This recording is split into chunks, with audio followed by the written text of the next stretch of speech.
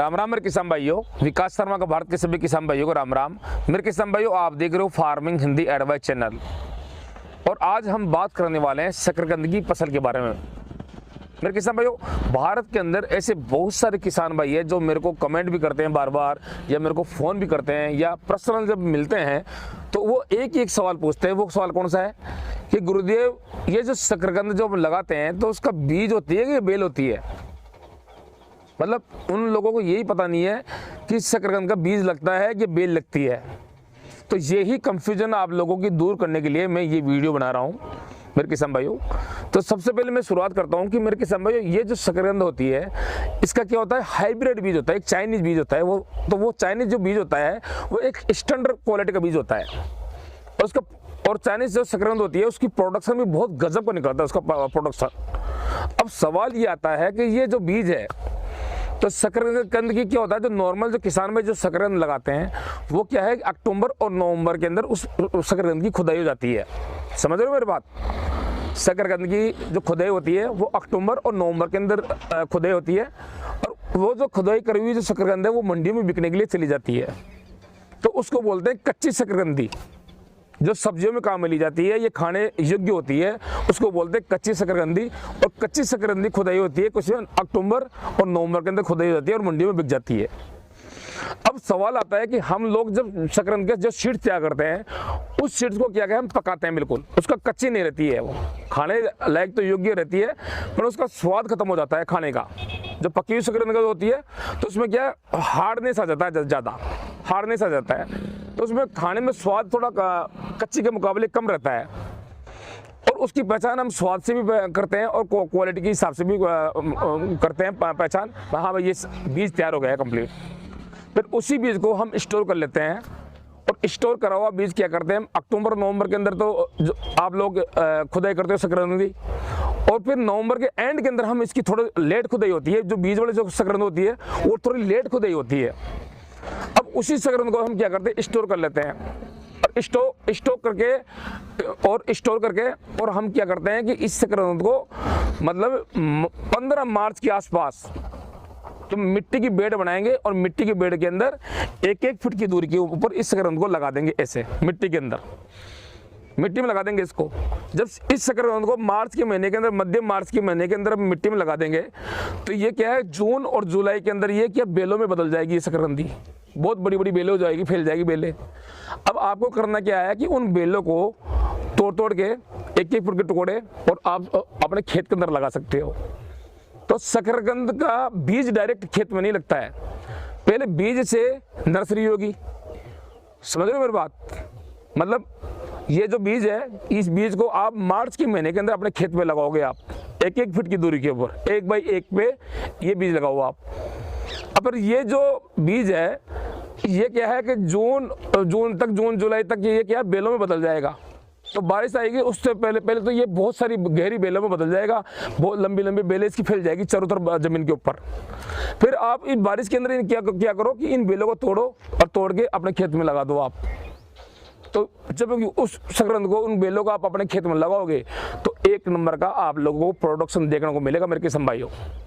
अब सवाल एक और आती है शकरकंद के अंदर, इसकी गणित एक और बता रहा हूँ कि शकरकंद क्या होता है कि ये जो शकरकंद है तो ये क्या है कि 1-1.5 महीने के अंदर, 2 महीने के अंदर खराब होने लग जाती है।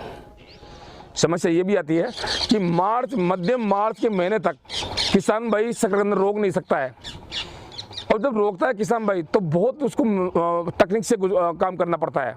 नहीं, शकरकंद आप देख रहे हो इस तरह खराबी हो सकती है, ये देख लीजिए आप। अब एक शकरकंद तो ये है जो बाहर रखी हुई थी, ये खराब हो गई।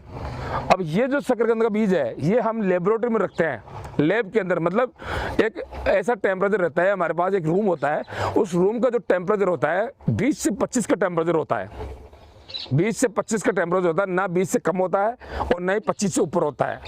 उस टेम्परेचर के अंदर हम कट्टों में भर के इस शकरकंद को रख देते हैं। तो उस टेम्परेचर के अंदर ये शकरकंद बिल्कुल खराब नहीं होती है। देखो आप कितनी गजब की शकरकंद है, ये देख लीजिए आप, बिल्कुल पतली पतली लंबी लंबी शकरकंद है और हाइब्रिड बीज है, शानदार। और आज तारीख कितनी हो गई, 17 फरवरी 2022 हो रही है। तो ये देख लो 17 फरवरी 2022 को भी आप ये देखोगे संक्रांत बिल्कुल ताज़ा है। ये देख लीजिए आप, बिल्कुल ताज़ा, किसी भी प्रकार की ये संक्रांत सूखी नहीं है, गली नहीं है, खराब नहीं हुई है। तो हम इसको क्या लेब के अंदर रख के और इसको सुरक्षित रखते हैं, और फिर किसी किसान भाई की डिमांड आती है तो हम इसको किसान भाई को सेल कर देते हैं। तो मेरे किसान भाई ये होती है संक्रांत की गणित। अब इसकी एक और आपको मैं बताना चाहूँगा, तो ये जो खराब हुई है संक्रांत, ये लेब के अंदर नहीं थी। ये देख लीजिए आप, आपको मैं बता देता हूँ। इसको हम बाहर रख दिया था, तो बाहर रखने के अंदर इस तरह से खराब हो गई। ये देख लीजिए आप, बिल्कुल खराब हो गई है, बिल्कुल ये सड़ गई है, गल गई है, इसके फफूंदक आ गई है। ये देख लीजिए आप, इसको आप तोड़ोगे तो ये देख लीजिए आप, है ना। परंतु ये भी आप लोगों को फैक्ट बता रहा हूँ कि अगर आपकी संक्रांति इस तरह खराब हो जाए तो इसको फेंकना नहीं है, इसको भी लगाना है, क्योंकि इसके चांसेस कम रहते हैं लगने के, पर अगर लग भी जाए तो आपका भाग्य की बात है। क्योंकि जब तक इस संक्रांति के अंदर भी ऐसा गुद्दा आएगा, हरापन, ये गुद्दा, तो ये समझ लेना ये बीज उगेगा आपका, खराब नहीं हुआ है। आप कहीं इस तरह का बीज हो जाए, आप इसको फेंक दो ना, इसको फेंकना मत, आप फेंकना नहीं है बिल्कुल भी, ये भी उगेगा। बस सवाल ये है कि इसका अंदर का जो गुद्दा है, ये बीज देख रहे हो, अब ये देख ले पूरा बाहर से ये लग रहा है खराब हो गया है ना। अब इसको तोड़ेंगे तो अब ये जो बीज देख रहे हो अंदर से, अब ये बिल्कुल ये गल गया। अब ये जो गल गया है ये बिल्कुल नहीं उगेगा, ये सड़ गया है बिल्कुल अंदर से, ये नहीं लगेगा। परंतु में लगने के जो चांसेस रहते हैं संक्रांत के, ये देख लीजिए आप, ये जो बीज है इसके अंदर का गुद्दा बिल्कुल राइट है खाना, तो ये बीज अंकुरित हो जाएगा, आराम से लग जाएगा। तो ये भी फैक्ट है कि आप लोग है ना, मतलब संक्रांत की पहचान इस तरह से कर सकते हो। अगर आपकी संक्रांत सड़ जाए, गल जाए, तो आपको इसको फेंकना नहीं है, इसको तोड़ के देखना भी अंदर से गली है कि ये सही है। तो अंदर से सही है तो ये संक्रांत आपकी लगने योग्य है। आराम से 15 मार्च को लगा दो, 15 मार्च के आसपास लगा दो आप, मार्च के महीने में कभी भी लगा दो आप तो। और फिर ये देख लीजिए आप, ये मैंने ये लेब के अंदर रखी है। अब ये जगह जगह भारत के अलग अलग राज्यों के अंदर जिन्होंने बुकिंग करा रखी है मेरे पास में, ये संक्रांत का बीज भी जाता हूँ उनके पास।